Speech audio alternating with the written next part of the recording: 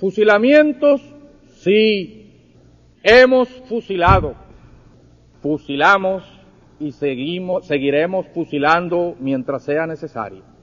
Nuestra lucha es una lucha a muerte.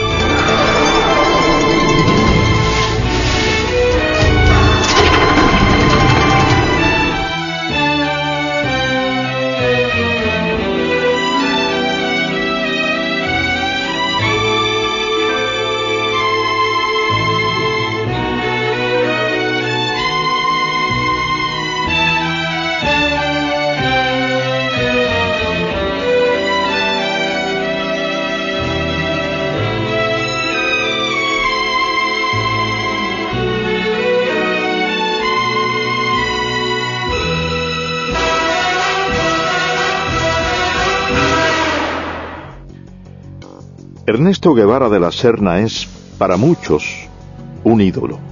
Para otros, solamente el esqueleto de un falso mito que ha tejido el cruzar de la historia. Las anécdotas sobre un joven idealista, luchador infatigable a favor de los necesitados, de un Robin Hood latinoamericano, han sido desmentidas por varios historiadores.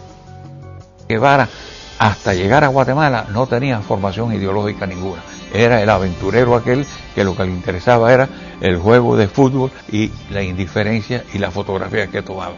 Y entonces, cuando está allí en Guatemala, que comienza la invasión, él le escribe a su tía una carta: me estoy muriendo de la risa, no dice muriendo, dice una grosería, que no quiero repetirlo, de la risa, viendo a la gente correr por las bombitas que están tirando estos aviones. O sea, él es un espectador de aquella lucha que tiene parte del pueblo de Guatemala que respalda a Arbenz y las tropas de Castillo Armas que al fin dominan la situación y derrocan al gobierno de Arbenz.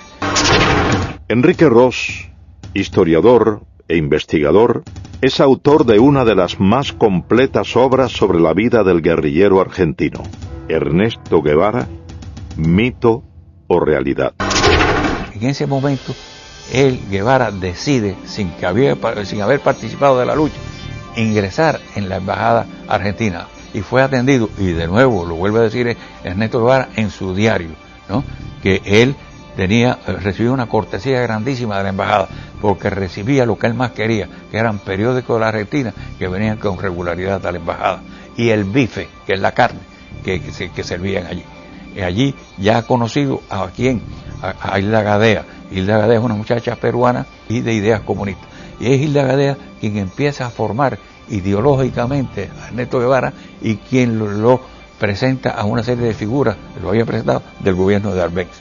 Así que ahí es cuando él empieza a formarse. Y ya había ha hecho contacto también a través de Hilda Gadea con Ñico López, que es el primer cubano con quien él hace contacto en Guatemala. Es Ñico, el Flaco López, quien lo recluta y lo presenta al grupo de cubanos exiliados que militaban en el movimiento 26 de julio en Guatemala.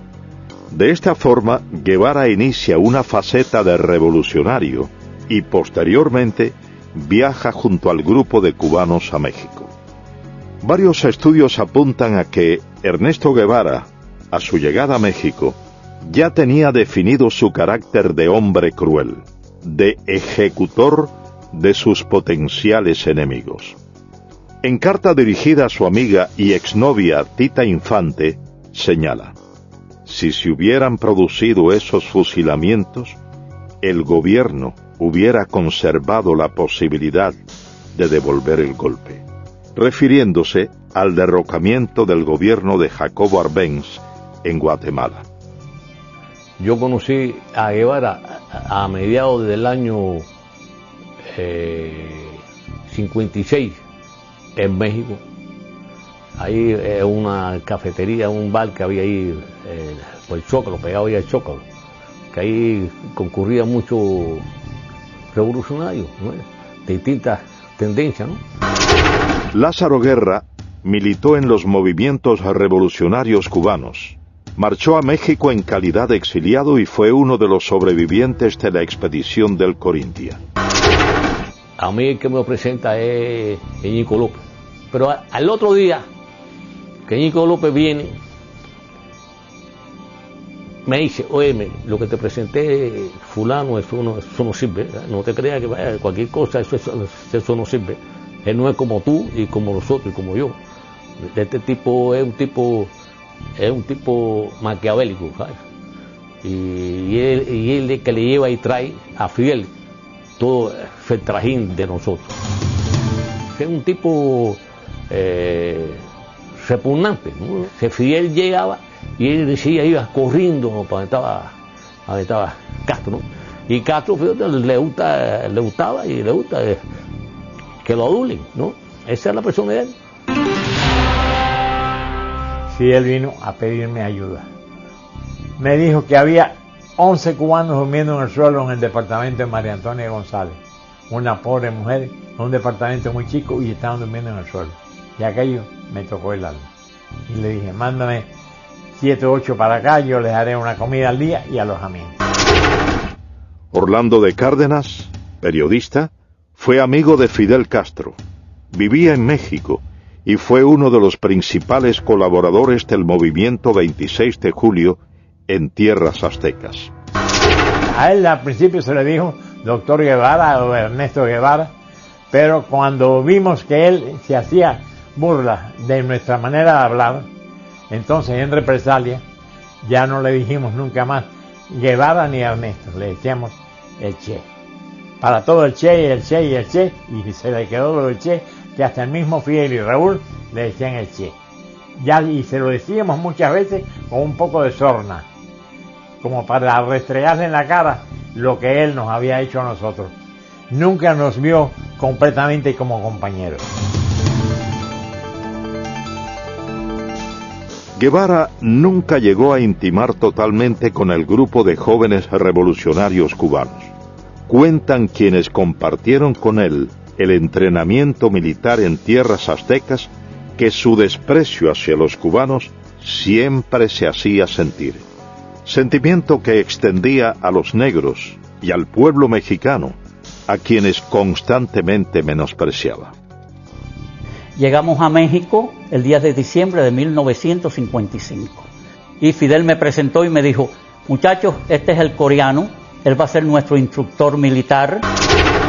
Miguel Sánchez, el coreano, combatió junto a las tropas estadounidenses en la Guerra de Corea. Fue reclutado por Fidel Castro como instructor militar de los cubanos que se entrenaban en México. Allí en la casa de María Antonia González conocí a Ernesto Guevara de la Serna, que después le decían el Che, todavía le decíamos el Chancho, porque él tenía poca afición por bañarse y siempre tenía un olorcito arriba que olía como a riñón hervido. Al principio quiso entrar en indisciplina y yo lo paré tranquilamente y le dije, yo estoy a cargo del entrenamiento militar, tú no eres más que un soldado.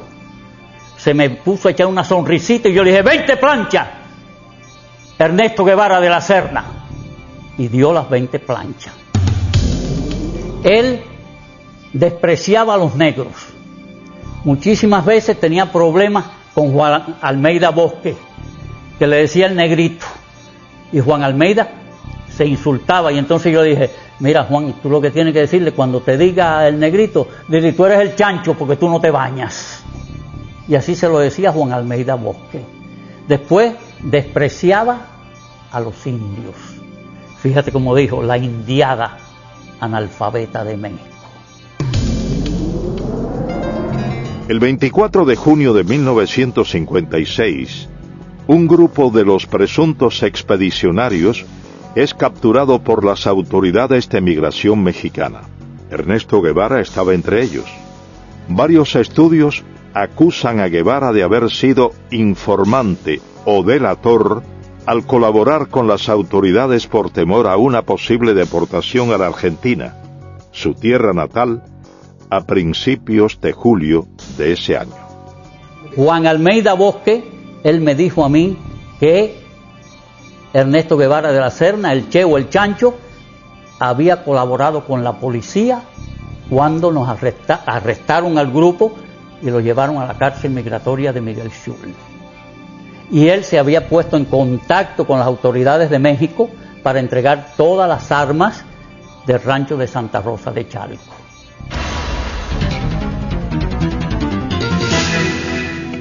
A la salida de la cárcel Miguel Schultz en México, Ernesto Guevara aún tenía dudas sobre su futuro y en particular sobre su propósito de participar en la expedición a Cuba.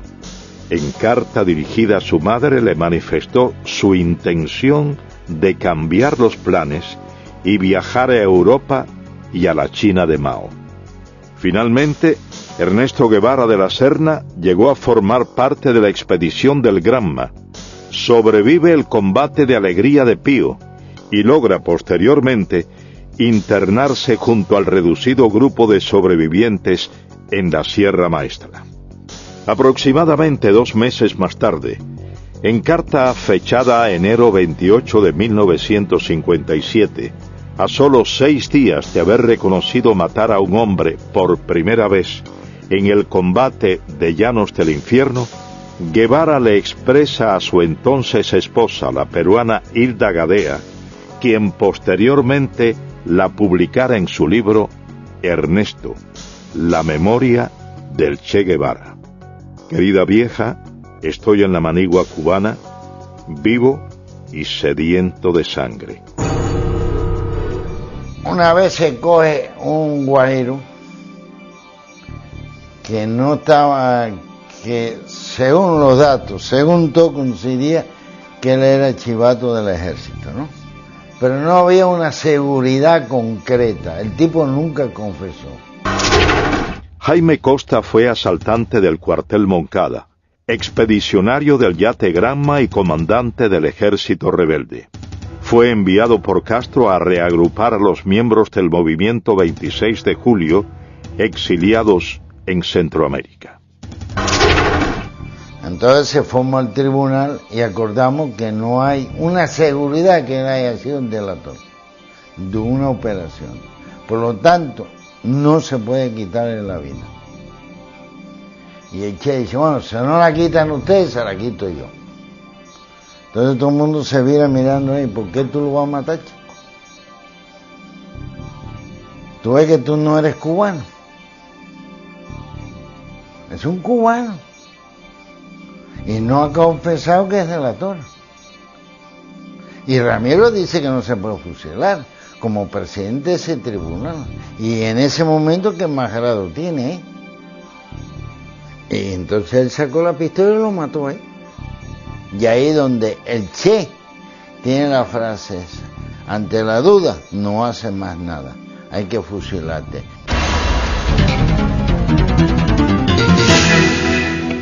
De esta forma, Guevara asesina personalmente a Eutimio Guerra, un campesino que se había unido al ejército rebelde y posteriormente dirige otras ejecuciones en la Sierra Maestra. No había que comer, es que llegamos y acampamos en la finca La Otimia, frente a las minas de Boicito. Luciano Medina fue capitán del ejército rebelde, hombre de confianza y correo de Fidel Castro. Participó en la invasión de Oriente a Occidente bajo las órdenes del comandante Camilo Cienfuegos. Llevábamos 3 días sin comer y el Che Guevara nos mandó que había que buscar un puerco. Y yo fui a casa de Carlos Sotolongo, que tenía una finquita allí cerquita de la mina, y compré un puerco que me costó 70 pesos. Entonces ya estábamos comiendo allí, toda la tropa estaba comiendo, y entonces llegó un señor y le dijo al Che Guevara, bueno, es que tenemos un chivato, que hay que ver cómo se saca ese hombre de aquí, que se llama Juan Pérez, dueño de la finca Rancho Claro. que es un cosechero de café. Entonces mandaron a buscar el hombre tenía 3 hijos, chiquitos de 4, 5 y 6 años, no tendrían más los chiquitos que tenía allí. Entonces cogieron y lo fusilaron. Y eso nos cayó mal a toda la tropa. Los fusilamientos se generalizaron. Varias investigaciones responsabilizan a Ernesto Guevara por el asesinato de al menos una docena de hombres en la Sierra Maestra, en la gran mayoría de los casos sin tener pruebas incriminatorias. Yo conocí a Ernesto Guevara en la Sierra Maestra en el mes de marzo de 1958, que como corresponsal de guerra de la revista Bohemia fui a entrevistar a Fidel Castro. Agustín Hayes fue periodista de la revista Bohemia. Pasó aproximadamente 2 meses en la Sierra Maestra y como corresponsal de guerra entrevistó a Ernesto Guevara en su campamento. Cuando yo entrevisté a Ernesto Guevara en la Sierra Maestra en marzo del año 1958, entre las cosas que yo observé de él, que tenía una personalidad despótica, dura, cruel. Por ejemplo, le pregunto por su primera esposa, por Gadea, y entonces me dice, bueno, no sé de ella ni me interesa. Entonces le pregunto, bueno, ¿usted es médico? Y entonces, sí, pero a mí no me gusta la medicina. ¿Y qué es lo que le gusta a usted? La economía. Después, con el tiempo, estudiando la personalidad de él, es cuando uno confirma que él tenía esa característica de crueldad y de odiar. Por ejemplo, él escribió cosas como esta: odio a la civilización. América será el teatro de mis aventuras. Huir de todo lo que me molesta. Donde me lleven los acontecimientos. Mi ambición de horizonte y mi fatalismo. Me interesa la nueva China por estar acorde a mis ideas políticas. Yo vivo con ese espíritu anárquico que me hace soñar horizontes. Mis amigos son amigos mientras piensen políticamente como yo. No soy moderado y trataré de no serlo nunca. Asaltaré las barricadas y trincheras, teñiré en sangre mis armas y loco de furia degollaré a cuanto vencido caiga entre mis manos. Una madrugada, uno de los que estaban en el campamento de La Plata tenía como una pesadilla y decía, mátalo, mátalo. Entonces por la mañana yo hablé con él, otras veces había hablado con él, me había dicho que era estudiante de medicina. Él era capitán Humberto Rodríguez. Entonces me dijo que él era el jefe del pelotón de fusilamiento, que allí fusilaban. Entonces me contó una anécdota de eso, de mátalo, mátalo. Era una de las personas que llegó un momento que él dudó y entonces le daban la orden de que tirara y él tiró. Entonces me empezó a contar de que había fusilamiento, que lo mismo fusilaban allí en el campamento de Fidel en La Plata que en el de Che, en la mesa, en la pata de la mesa. En una ocasión me dijeron que iban a haber un fusilamiento, que si yo como periodista quería verlo, yo dije que no. El camarógrafo que estaba conmigo era Guayo, Eduardo Hernández Guayo, le decíamos. Y entonces tampoco fue. Pero sí había muchos testimonios allí de que él fusilaba. Otro de los elementos que caracterizaron a Ernesto Guevara de la Serna fue su inoperancia táctico-militar. A pesar de haber sido nombrado por Fidel Castro como jefe de una de las más importantes columnas guerrilleras, afirman sus compañeros de lucha que Guevara no estaba capacitado militarmente. Yo conocí a Guevara desde antes de ser comandante yo, en la Sierra Maestra. Yo llegué a la Sierra procedente de Costa Rica cuando ya había varios meses de lucha y pues nos relacionamos y me tocó hasta estar bajo las órdenes de él por un tiempito, varias semanas, y lo conocí de cerca. Uber Matos fue comandante del ejército rebelde. Tras el triunfo de la revolución castrista, fue jefe militar de la provincia de Camagüey y luego de su ruptura con Castro cumplió 20 años de presidio político. Me confesó en cierta oportunidad que bueno, que él de cuestiones militares no sabía nada. Hay una oportunidad en que yo les digo, me mandaron a tus órdenes, tengo que hacer una línea de fortificaciones, la zona esta está bajo tu mando, ¿dónde hago las fortificaciones? ¿Dónde establezco todas las defensas? Y me dice, yo de eso no sé nada, pero hazlas bajo tu criterio, pero si tú eres el jefe el que baja, la defensa aquí tienes que hacerla de acuerdo con un concepto estratégico, táctico, es decir, tienes que pensar, yo voy a desplegar los hombres aquí, allá, y yo hago las defensas, las líneas de trinchera y los túneles para detener el avance de los tanques y las demás defensas que vamos a cumplir, de acuerdo con el plan tuyo. Dice, yo no tengo ningún plan. Varios textos ponen en entredicho la autenticidad de los diarios de campaña publicados y supuestamente escritos por Ernesto Guevara. Durante el paso de la columna número 8 Ciro Redondo por Camagüey, Guevara y su tropa tienen que huir después de un enfrentamiento con fuerzas del ejército del general Fulgencio Batista, abandonando en el lugar de los hechos toda la correspondencia y los manuscritos del diario de campaña de Guevara en la Sierra Maestra. Datos que, posteriormente, fueron empleados por la policía para arrestar a varios colaboradores del ejército rebelde. Me dan la orden a las 8 de la noche que me traslade urgente para Camagüey con mi avión y mis pertenencias. Carlos Lazo es piloto aviador. Fue segundo teniente y piloto de enlace del Ejército de la República. Combatió al ejército rebelde. El coronel Dueñas me dice, ¿a qué hora tú puedes volar mañana temprano? Y le explico que a la hora que quiera. Y me dice, bueno, a las 6 vuelo para un lugar que le llaman 4 compañeros. Allí hay un tiroteo entre el ejército, un grupo del ejército, no eran muchos, eran unos 40 soldados de la Guardia Rural. Allí hay 2 muertos por el agente de Che y heridos, y se mandan a correr, dejan 2 camiones. En uno de los camiones tenía toda la correspondencia, todo el diario de Che, el cual yo leí bastante.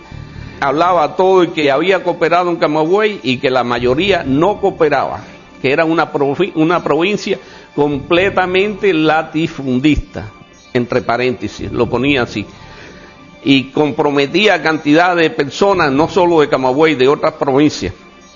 Muchos pertenecían, pero muchos al Partido Comunista del pueblo que ellos hablaban, de Guaymaro, de Baraguá, de Florida, de todos esos lugares. Varias anécdotas y documentos reflejan el carácter despótico de Ernesto Guevara hacia sus subordinados. Guevara acostumbraba a humillar a los hombres bajo su mando. Yo me incorporo a la columna en un campamento que se llama El Algarrobo. Aquel día, una tarde, nos formaron cuando nosotros llegamos ahí, que veníamos de la zona más al norte de la sierra. Cuando llegamos allí, por la tarde nos formaron, éramos unos 200, 300 hombres, alrededor de eso. Y ahí vino Guevara y nos habló. Eduardo Pérez fue primer teniente del ejército rebelde. Se incorporó en las villas a la columna número 8 Ciro Redondo, que comandaba Ernesto Guevara. A nosotros nos mandan a la zona que va entre Fomento y El Pedrero, en un lugar un poquito más adelante de un lugar que se llama Cipiao. Empezamos a combatir de acuerdo con las órdenes que teníamos, no nos habían situado todos éramos bisoños ahí, no nos habían situado ningún personal experimentado. El primer día, en el primer combate, cuando llevábamos 2 o 3 horas combatiendo, vimos que allí no había posibilidad de resistir, nos retiramos e hicimos una línea de resistencia como 1 kilómetro más atrás. Ahí mandaron a alguna gente experimentada, 4 o 6 gente experimentada, entre ellos Rogelio Acevedo, los mandaron a esa línea de combate y ahí estuvimos combatiendo 3 días continuados.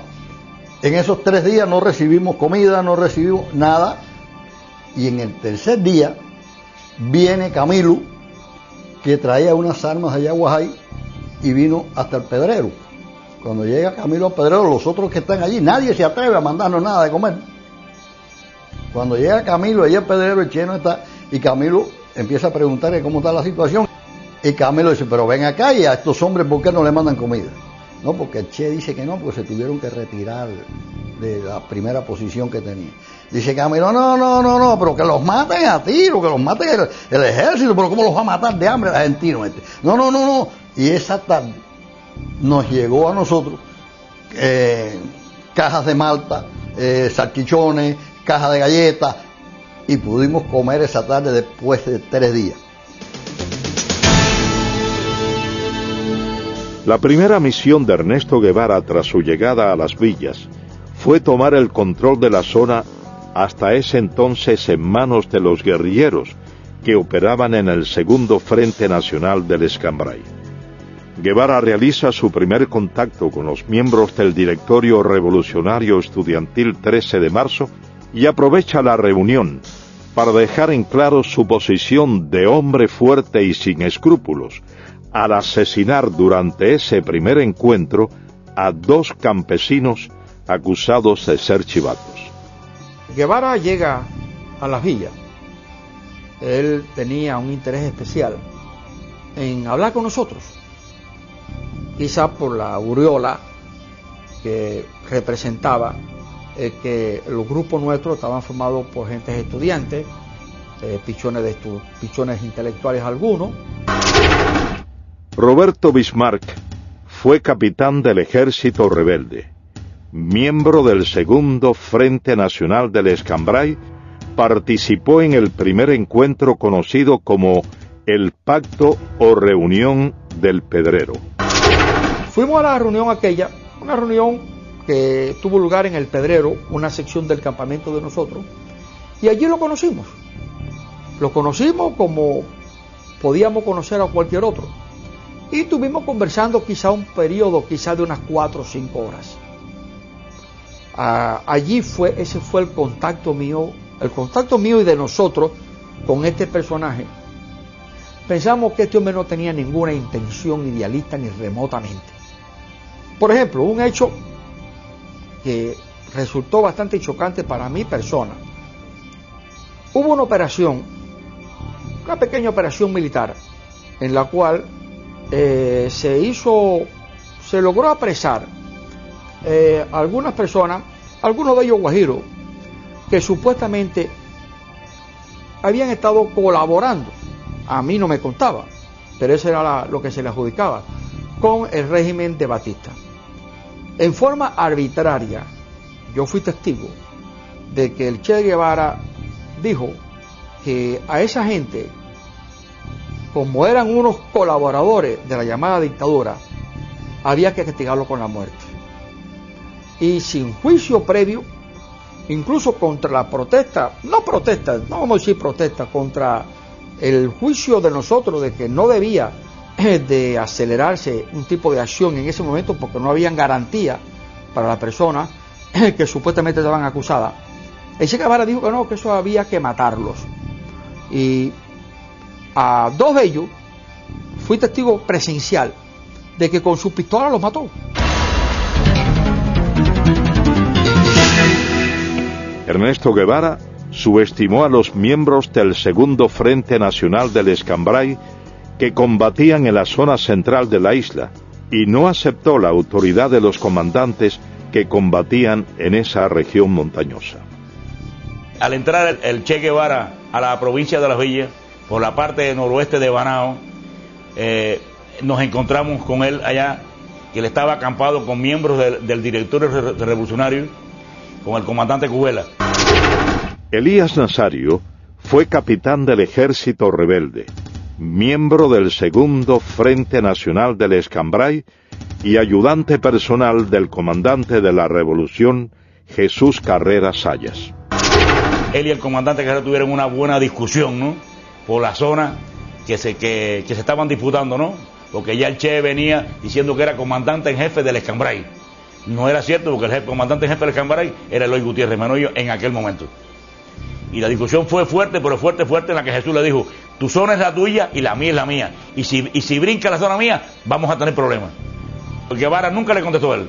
Agachó su cabeza y dejó escapar, vaya, y entonces intervino en esa discusión el comandante Armando Acosta Cordero, estaba el comandante Ramiro Valdés, el capitán Olo Pantoja cuando era capitán.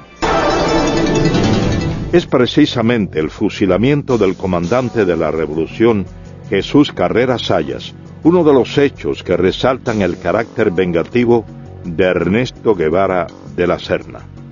Ernesto Guevara fue mandado por Fidel Castro a la Sierra del Escambray para quizás evitar que el segundo frente dividiera la isla en dos mitades.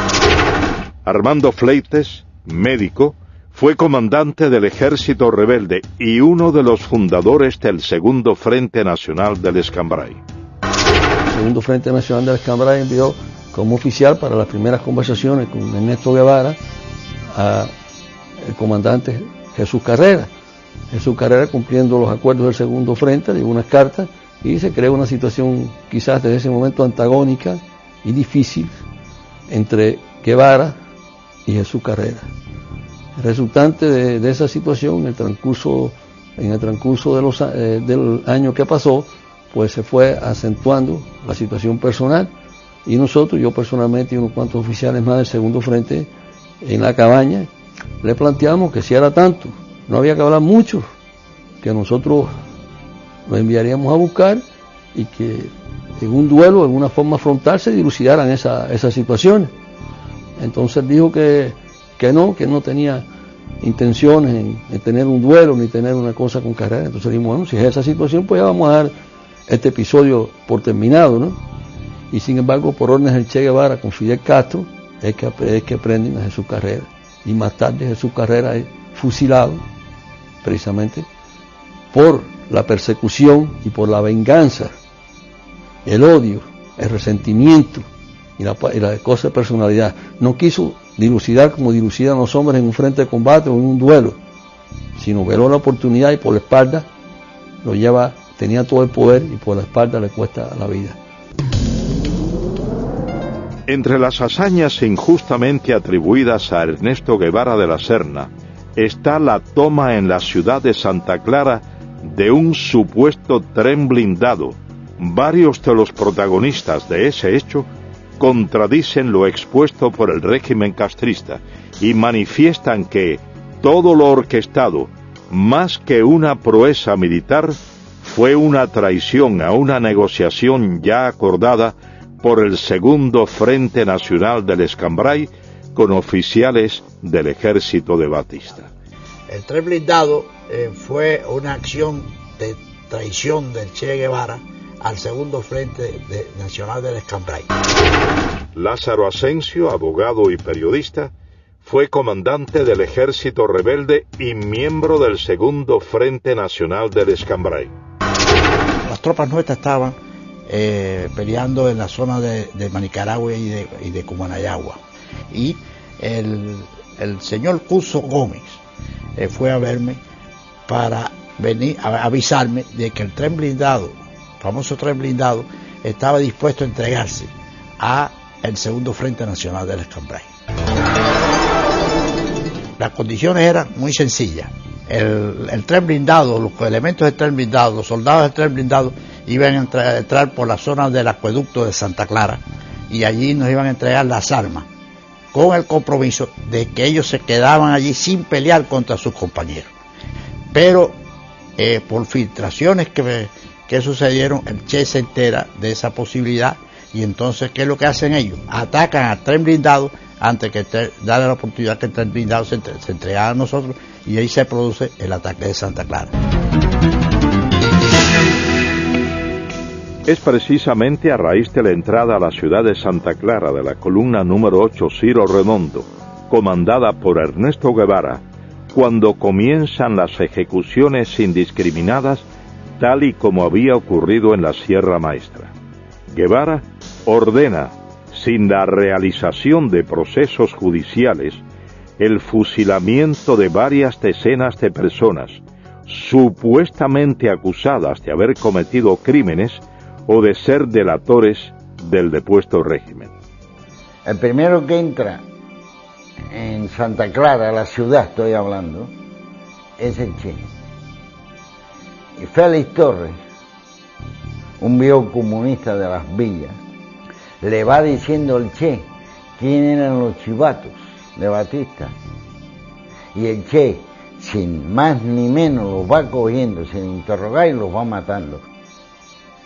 En eso entra el segundo que entra en Santa Clara, es Camilo. Y entonces Camilo tiene una expresión, coño, pero aquí se han bañado en vez con agua, con sangre, porque donde quiera hay un muerto tirado en una esquina. Han acabado con este pueblo.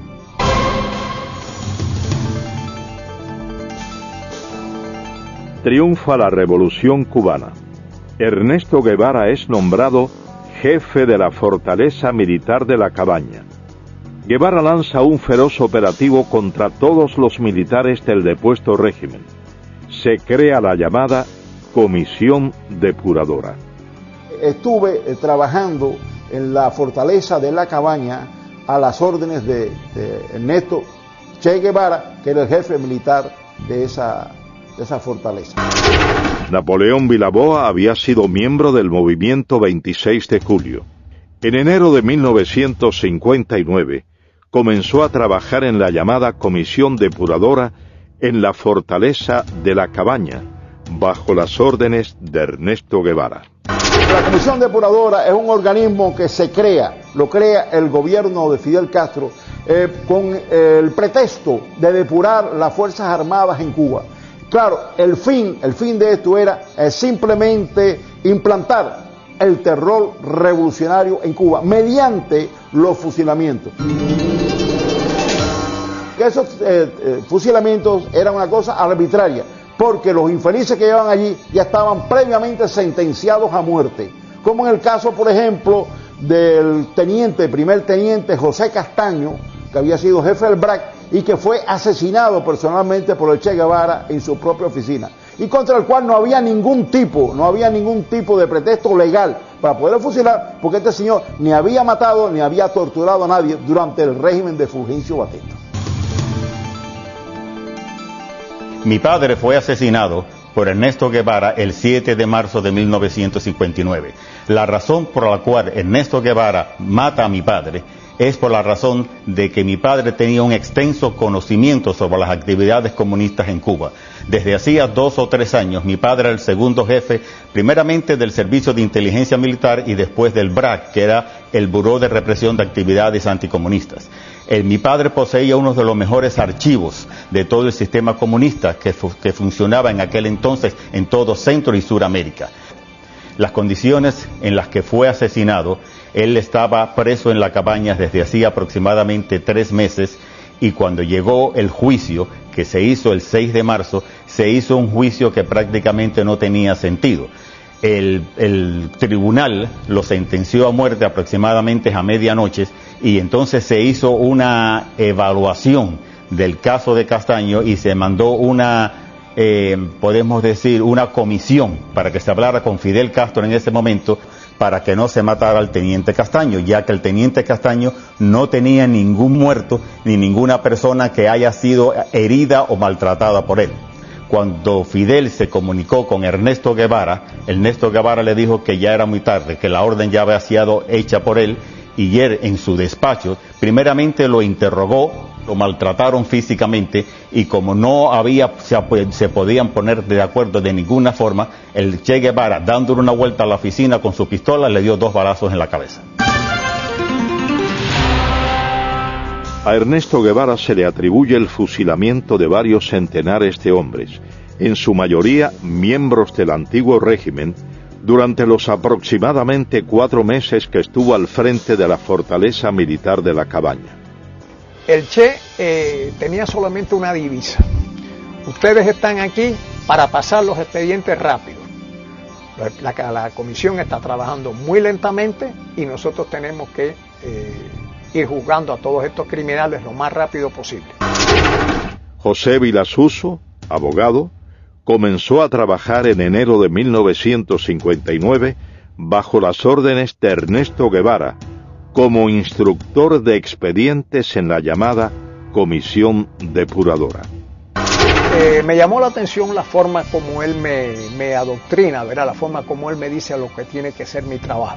Dice, mira, aquí esto es un tribunal muy sencillo, todo lo que ustedes tienen que hacer es instruir los expedientes, el oficial investigador siempre tiene la razón, siempre dice la verdad. O sea, no tenemos más que aceptar, acogernos a lo que él dice en el informe. Tú vas a organizar, vas a instruir tus expedientes y después los pasas al Ministerio Fiscal. O sea, la labor es bien sencilla, es una labor de profesional, pero muy limitada. Esas fueron más o menos sus palabras, es la idea. Dice, de luego, pues se me echó así para atrás, ¿no? Sonriente. Y me dice, aquí vas a ver cosas muy sabrosas, ¿sabes? Guardé silencio y al día siguiente comencé a trabajar. Allí se generalizaba con un eslogan político. Son asesinos, son criminales, pertenecen a una dictadura, tienen que ser ajusticiados. Eran hombres que no vamos ahora a juzgarlos, ¿verdad? Pero no nos correspondía a nosotros ejecutarlos. Yo preparando la sentencia y él pues dirigiendo el paredón. Fui al paredón. Me acerqué al lugar, me paré junto a los postes. Me fijé bien el lugar donde se situaban los reos. Efectivamente el paredón estaba a la espalda y más o menos lo que era la altura del pecho a la cabeza, pues se veían los impactos de las balas, ¿no? En una línea recta. La sangre coagulada a los pies, porque claro, se sacaba el cuerpo inmediatamente después de la ejecución, pero aquello quedaba atento en sangre. Ahí estuve mucho rato, imaginando que es lo que es un hombre parado, amarrado a un poste, y 6 hombres que no lo conocen, a quienes nada le hizo, y quien por la razón de vestir un uniforme distinto va a ser ejecutado. Sin la presencia de pruebas incriminatorias, sin la posibilidad del ejercicio de una defensa justa, cientos de hombres fueron condenados a la pena de muerte por fusilamiento mediante sentencias preestablecidas en los denominados juicios sumarísimos. Ernesto Guevara preparó a muchos de sus hombres de confianza, quienes dirigieron o firmaron las ejecuciones a lo largo y ancho de la isla con la misma falta de escrúpulos que su jefe. Y estoy en el despacho del jefe del regimiento de Santa Clara, que era Ramiro, pero Ramiro no funcionaba allí, Ramiro se pasaba, yo no sé en qué andaba, pero no estaba en el despacho. El que estaba era Olo. Con Olo Pantoja yo tenía buenas relaciones, yo me llevaba muy bien con Olo, tenía un gran aprecio. Orlando Olo Pantoja fue capitán del ejército rebelde. Fue hombre de la entera confianza de Ernesto Guevara. Murió en Bolivia como miembro de la guerrilla guevarista. Entonces yo estoy en el despacho, sentado y conversando con Olo, y diciéndole que tiene que licenciarme, que si no, que me vayan a coger preso, porque a mí el ejército no me interesa. Me dijo, está bien, vamos a licenciarte, y mandó a uno allí que me hiciera los papeles. Entonces entra un soldado y le da un papel y le dijo, mira, eso de las crucecitas son los que van a fusilarse mañana. Y yo voy, me pongo por detrás de él porque había amistad. Y le digo, ven acá, Olo, y esa gente ya lo jugaron. Y dice, no, eso lo van a jugar esta noche. Y yo, pero ¿cómo se lo van a jugar esta noche? Ya saben que van a fusilar mañana. Dice, bueno, eso es así. Estando yo unos 15 días preso en la cabaña, me llaman por los altavoces del penal a la oficina y me encuentro allí con Aleida March y con Ernesto Guevara. Ernesto Guevara caminando por todo aquel pasillo con las manos a la espalda y yo sentado con Aleida March. Roberto Martín Pérez, amigo de la infancia de Aleida March, segunda esposa de Guevara, fue dirigente de la conspiración de Trinidad y cumplió 28 años de presidio político en Cuba. Y de buenas a primeras ese individuo se me para enfrente y me dice, a ti hay que fusilarte. yo tenía antecedentes de que Ernesto Guevara en muchas ocasiones anteriores había sacado a los hombres de ahí presos y los había fusilado sin un previo juicio. Así que no me extraño nada de esta bravuconada de este hombre. En las gestiones que estábamos haciendo para tratar de salvar a mi hermano antes del juicio final, yo había ido a la cabaña con el ingeniero Viamonte, que trabajaba conmigo en la compañía de electricidad, a ver a Guevara, ya que él había estado alzado con él en la sierra. Entonces Guevara lo recibió muy bien, allá con las patas encaramadas arriba de un escritorio, sin zapatos, rascándose los chicotes ahí como si fuera no sé ni qué. A mí me causó muy mala impresión. Vi la cara de hipócrita, de sinvergüenza que tenía, desde luego. Entonces el ingeniero empezó a explicar. Y él le dijo, no, aquí no hay toalla para nadie. Dijo, no es cuestión de toalla, es cuestión de que están cometiendo un error. La revolución está cometiendo un error y es un inocente, muchacho joven. Y no. Él vestía el uniforme de Batista, decía. El uniforme azul de Batista, que no era de Batista, era de la República. Pero no hay toalla para nadie. Casi que nos botó de allí, desde luego. Y se dirigió a uno que tenía al lado y le dijo, oye, encarga tres cajas más que esto van para allá. Uno de los elementos más distintivos del carácter criminal de Ernesto Guevara fue su desprecio, no solo hacia los hombres y mujeres condenados por él, a quienes consideraba sus enemigos, sino también a los familiares de estos. Este incidente durante un día de visitas a los prisioneros en la fortaleza militar de la Cabaña da prueba de ello. Aquella parte estaba lleno de mujeres, unas que iban a ver a los esposos, otras a los hijos, otras a los hermanos. Y entonces en eso abrieron la puerta de atrás y todas las mujeres se arrimaron a ver y que saliera una máquina.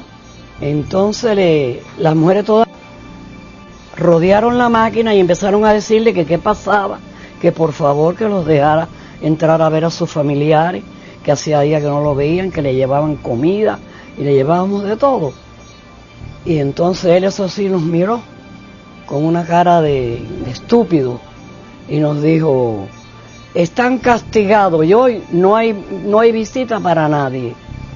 Al decir eso todas las mujeres empezaron a gritar y empezaron a coger el carro y a darle por un lado y por el otro y lo movían todo.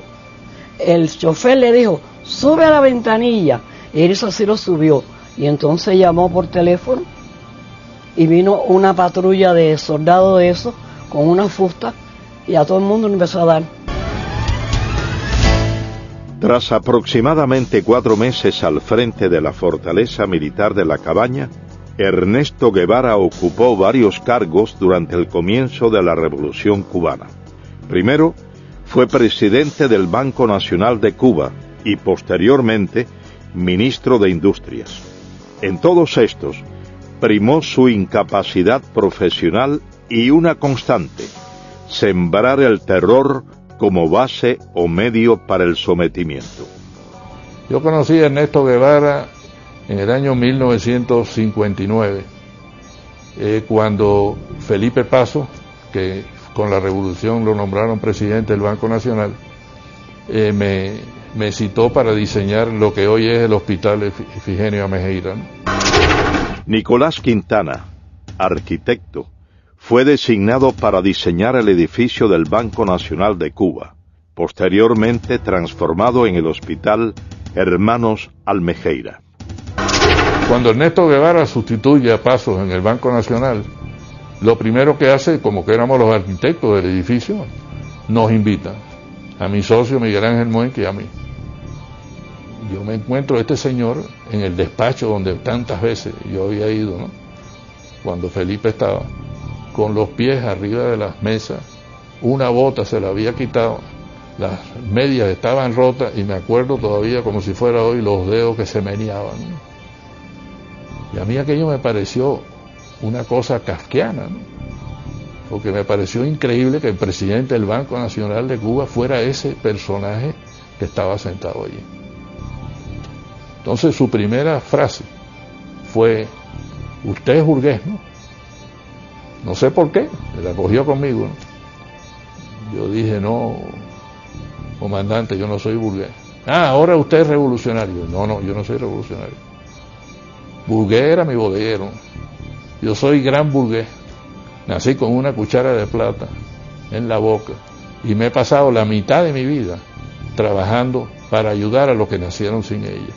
Por lo tanto, tengo la moral para poder hablar. La respuesta fue: usted tiene 3 alternativas. Me metió los dedos en los ojos. Una alternativa es que usted se va de Cuba. La segunda alternativa son 30 años. Fíjate con la facilidad, ¿no?, que este señor disponía de la vida de la gente. Y la tercera alternativa, como usted es gran burgués, es el paredón de fusilamiento. Me dicen, óigame, el comandante Guevara ha llamado y dice que quiere que el ministro vaya a verlo al Tribunal de Cuentas. José M. Illán, economista, fue subsecretario de Hacienda y miembro del primer gabinete ministerial de la Revolución Castrista en 1959. Y me dicen, bueno, mire, yo estoy aquí reunido con la Asamblea de los Cultivadores del Tabaco. Nosotros le decíamos los tabaqueros. Y ellos tienen un problema grave. Ellos no pueden pagar los impuestos. Hay que suprimir ese impuesto que ellos tienen que pagar. En ese momento yo me olvidé de que era el comandante Guevara y de que era comandante de la revolución y que era un tipo de tira-tira y que estaba matando gente en la cabaña, y simplemente actué como el profesional que era. En todo el tiempo que estuve frente a ese caballero, en ningún momento me insinuó que nos sentáramos a hablar. En ningún momento se movió su mano y yo tampoco la mía para estrechar mi diestra. Y su desplante era absoluto ante un civil, un cubano más, que venía aquí y que se había atrevido a decirle que no a lo que él había propuesto. Pero como él no sabía de lo que estaba hablando, era la técnica que muchos de ellos usaban y la gente por miedo no se le enfrentaba.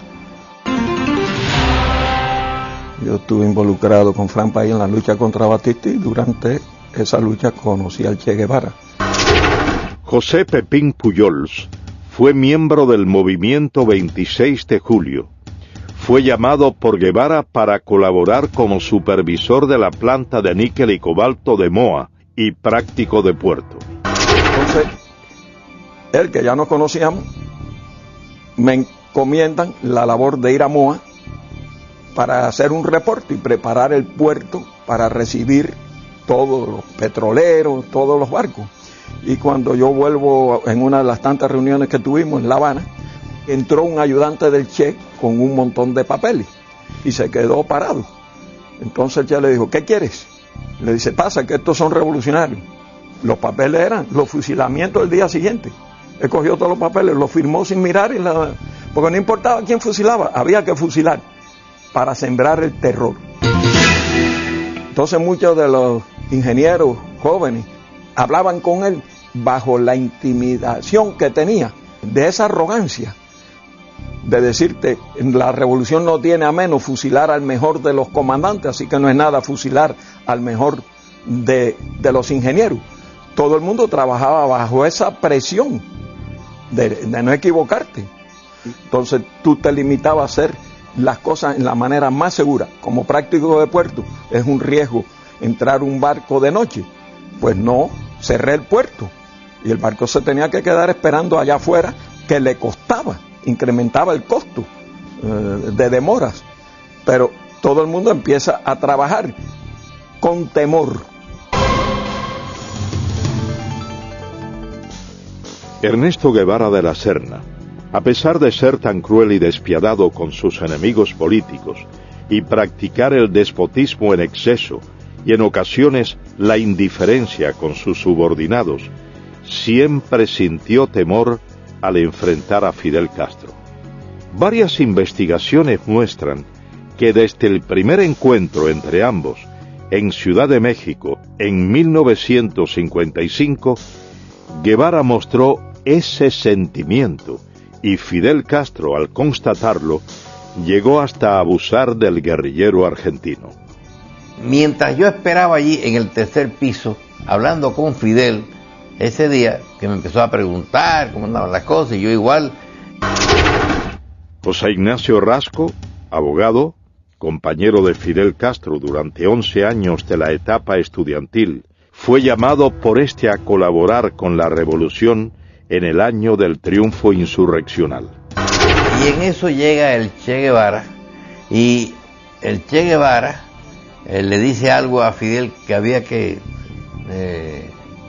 proteger a un señor que estaba acusado de que podía traicionar a la causa revolucionaria y que había que fusilarlo. Y entonces Fidel ha cogido por la solapa al señor Che Guevara y pero Che, no seas idiota, no te acobardes, si tú quieres lo fusilas, si te parece mejor lo pones en un avión y lo mandas para el exilio, o si no lo dejas que se pudre en la cabaña.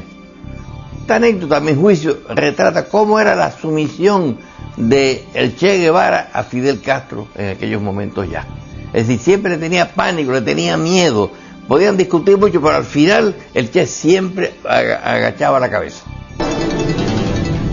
Tras apenas 4 años de haber llegado al poder, Ernesto Guevara se convierte en una de las principales banderas propagandísticas de la Revolución cubana. Durante su intervención ante la Asamblea General de las Naciones Unidas, el 11 de diciembre de 1964, Guevara, haciendo uso de su derecho a réplica y debido a las constantes interrogantes de los delegados presentes, reconoce la realización de ejecuciones en la isla. Fusilamientos, sí, hemos fusilado, fusilamos y seguiremos fusilando mientras sea necesario. Nuestra lucha es una lucha a muerte. Es precisamente el empleo de la pena de muerte como método para la instauración del terror una de las constantes que caracterizaron a Guevara, quien identificó a los Estados Unidos como su principal enemigo y desató contra este y el denominado imperialismo yanqui una guerra sin cuartel, recabando en los partidos comunistas de Asia, África y América Latina fundamentalmente el apoyo para emprender tales acciones consideradas hoy como terroristas. Durante su mensaje a la Tricontinental, Guevara proclama textualmente: el odio como factor de lucha, el odio intransigente al enemigo, que impulsa más allá de las limitaciones naturales del ser humano y lo convierte en una efectiva, violenta, selectiva y fría máquina de matar. Nuestros soldados tienen que ser así. Un pueblo sin odio no puede triunfar sobre un enemigo brutal.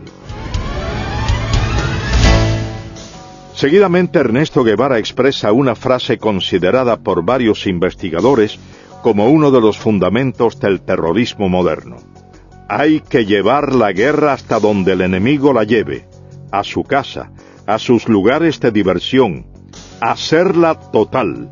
Hay que impedirle tener un minuto de tranquilidad, un minuto de sosiego fuera de sus cuarteles, y aun dentro de los mismos, atacarlo donde quiera que se encuentre, hacerlo sentir una fiera acosada por cada lugar que transite. Ernesto Guevara organiza un grupo guerrillero en Cuba, parte a África. El Congo es el país escogido como punto detonante de la supuesta guerrilla africana. Llega Guevara al Congo, participa en una serie de batallas, pierde todas las batallas, nadie lo atiende, los dirigentes del Congo no le prestan atención, nos dice que Kabila lo tiene a él como un becario, así como cero a la izquierda, y entonces pierde. Las naciones que rodean al Congo exigen que salgan del Congo los tropas extranjeras, y las tropas extranjeras eran las de Sudáfrica que estaban allí, y también las de Guevara, el grupo cubano, y se ve obligado a salir del Congo, pero él no quería regresar a Cuba, porque él ya sabía la enemistad que sentía Castro hacia él, y hubo una gran presión. Su misma esposa tuvo que ir a la Ida March al Congo a persuadirlo y a convencerlo de que regresara a Cuba. Entonces él allí ya ha organizado la idea de ir a Bolivia, porque ya Guevara no cabía en la isla de Cuba junto a Fidel. Tras ser derrotado en África, Guevara regresa a la isla y prepara una nueva aventura. Esta vez el blanco escogido es Latinoamérica. Junto a un reducido grupo de hombres de confianza, marcha a Bolivia. El 31 de diciembre de 1966 se produce, muy cercano a la finca Ñancauazú en Bolivia, el histórico encuentro entre Ernesto Guevara de la Serna y Mario Monge Molina, secretario general del Partido Comunista Boliviano. Monge le expresa a Guevara que no permitirá que ningún extranjero dirija la lucha armada de su país y le propone hacerse él cargo de las operaciones y designarlo como su asesor militar. Guevara no aceptó. Entonces, él me dijo, yo no te puedo dar la dirección revolucionaria. Él mismo me dijo en la conversación, yo a Cuba no podía volver. Para mí se había cerrado eso. Yo me había despedido a paso marcial. Entonces tenía que buscar otro lugar donde aparecer. Y Bolivia se presentaba las condiciones por algunas cosas que ellos llevaban y por el hecho de que nosotros estábamos en proceso de preparación que ellos lo conocían. Han de encontrar un lugar donde exista un compromiso del Partido Comunista o de cualquier dirigente individualmente para colaborar con la guerrilla del Che en el país. No hay. Guevara no consigue reclutar al campesinado boliviano, principio básico de su encomienda. Y según los historiadores, desconoce totalmente las necesidades de estos, llegando a prometerles la propiedad de las tierras que trabajaban, desconociendo que en la localidad de Ucareña se había firmado en agosto de 1953 la ley de la reforma agraria boliviana. Guevara es finalmente cercado por el ejército boliviano y capturado con vida en la quebrada del Yuro. Según las notas del general Luis Requeterán, quien fuera en ese entonces coronel y jefe de la 4ª División de Operaciones Antiguerrilleras en Bolivia, Guevara, levantando en alto su carabina, gritó: «¡Me rindo! ¡No me maten! ¡Soy el Che! ¡Valgo más vivo que muerto!». Cuando esto ocurría, relata el general Requeterán, el reloj marcaba las 13:30 horas del domingo 8 de octubre de 1967. En ese combate mueren la mayor parte de los guerrilleros, cae preso el Che Guevara con Simón Cubas, que era el que lo estaba ayudando a salir, nombre de guerra Willy. Félix Rodríguez fue oficial de la Central de Inteligencia estadounidense. Fue el oficial que recibió la orden de ajusticiar a Ernesto Guevara tras su captura en Bolivia. Viene una llamada telefónica y piden al oficial de más alto rango. Yo tenía en ese momento el grado de capitán y en la higuera nada más que habían 2 tenientes más bolivianos, por lo tanto me llamaron a mí, contesté el teléfono y era del alto mando boliviano en Valle Grande, y eran instrucciones específicas del señor presidente, señor comandante de las Fuerzas Armadas, que eran 500-600. El código que teníamos era 500 Che Guevara, 600 muertos, 700 vivos. Pido que me lo repitan y me confirman 500-600. Cuando viene Centeno, lo llamo a un costado y le digo: mi coronel, hay órdenes de su gobierno de eliminar al prisionero. Y le doy los códigos. Las órdenes de mi gobierno es tratar de mantenerlo vivo a toda costa. Nosotros tenemos aviones y helicópteros para transportarlo a Panamá para interrogatorio. Con eso me mira y me dice: mira, Félix, usaba el nombre de Félix Ramos, dice: hemos trabajado empíricamente, te agradecemos mucho, pero estas son órdenes del señor presidente y señor comandante de las Fuerzas Armadas. Si yo no la cumplo, a mí me votan deshonrosamente. Miró su reloj y me dijo: tienes hasta las 2 de la tarde para interrogarlo. Nuestro helicóptero va a venir varias veces, va a traer comida y municiones para nuestros soldados y se va a llevar nuestros heridos y nuestros muertos.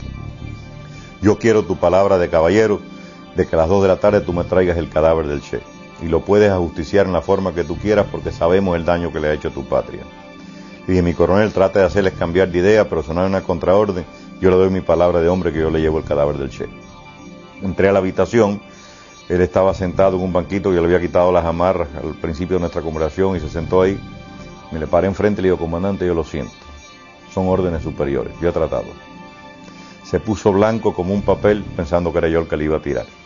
Salí de la habitación, aquello estaba lleno de soldados afuera, obviamente estaban escuchando la conversación, y estaba el teniente Pérez al lado del sargento Terán, y entonces le dije al sargento, no le tire de aquí para arriba, tírale de aquí para abajo, son órdenes de su gobierno, se supone que este hombre muera de heridas en combate. El sargento Mario Terán cumplió las órdenes transmitidas a Félix Rodríguez desde La Paz. Con la muerte de Ernesto Guevara quedó desarticulado el foco guerrillero. 5 hombres pudieron escapar con vida. 2 bolivianos, muertos 2 años más tarde, y 3 cubanos. Y yo me considero engañado por el Che Guevara, porque el mismo amor que sentíamos y respeto por Fidel Castro lo sentíamos por el Che. Yo nunca hubiera querido que me hubiesen preguntado a cuál de los dos quería más, porque no sabría dar la respuesta. Y creo que todos los que estaban a mi alrededor así lo sentían. Dariel Alarcón Benigno fue capitán del ejército rebelde. Llegó a ser coronel de tropas especiales en Cuba. Participó junto a Guevara en las guerrillas de la Sierra Maestra y en las insurgencias de El Congo y Bolivia. En la mayoría del pequeño grupo que habíamos allí, cubanos, todos habíamos pasado academias militares y que estábamos preparados ya militarmente. Yo, que era uno de los más brutos, ya podía dirigir una división. Pinares, que era un comandante, que mandaba ejército. Gustavo Machín, otro comandante. Vilo Acuña, otro comandante. Todos éramos reclutas. Ninguno podíamos tomar la decisión aún ni de situar una posta. Éramos nulos. Entonces, ¿por qué no aprovechó nuestra capacidad militar? Yo se la demostré,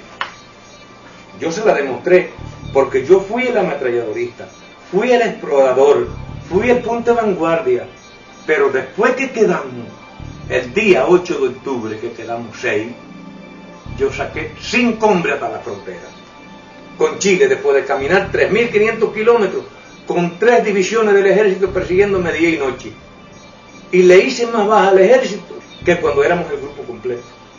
Rompimos 14 cercos al ejército y perdí un hombre, pero atravesamos la selva y atravesamos el altiplano y salimos a Chile. Por eso yo digo que hubo una falta en él, y fue el de no darnos a nosotros la participación que tenía que darnos, no darnos a nosotros el derecho a discutir las cosas internas de la guerrilla. Él las pensaba, él las elaboraba y él nos las transmitía. Y lo que él dijera, él era lo que había que hacer. Nosotros no teníamos ni voz ni voto.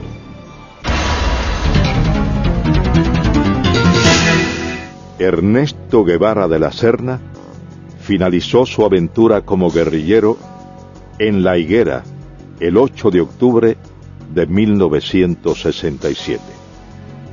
A casi 4 décadas de su muerte, para unos queda el mito, para otros solo el recuerdo de una pesadilla.